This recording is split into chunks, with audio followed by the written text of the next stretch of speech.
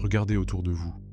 Cette fatigue collective, ces institutions qui vacillent, ce sentiment que plus rien ne tient et que plus personne ne se fait confiance, ce n'est pas une fatalité.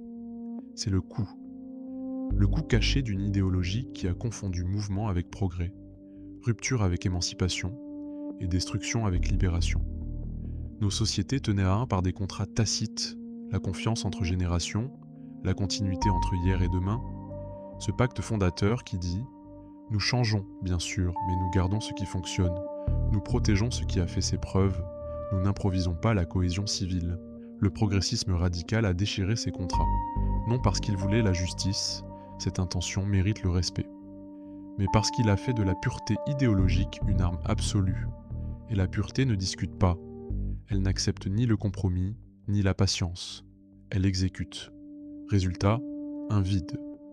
Un vide où la cohésion se désagrège, pierre par pierre, où le compromis devient trahison, la nuance faiblesse, la prudence complicité avec le passé.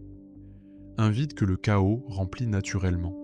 Et dans la tempête, les premiers à tomber sont toujours les plus fragiles, ceux que l'idéologie prétendait défendre.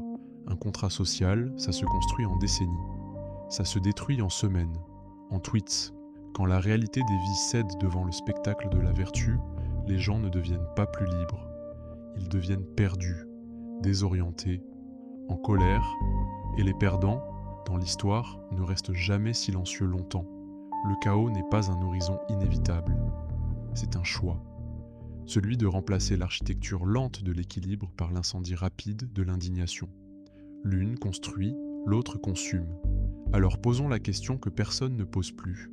À quoi renonçons-nous quand nous sacrifions la stabilité sur l'autel de la pureté, à notre capacité à vivre ensemble, à la paix civile que nos aïeux ont payée de leur sang et de leurs larmes? La question n'est plus comment aller plus vite, toujours plus loin.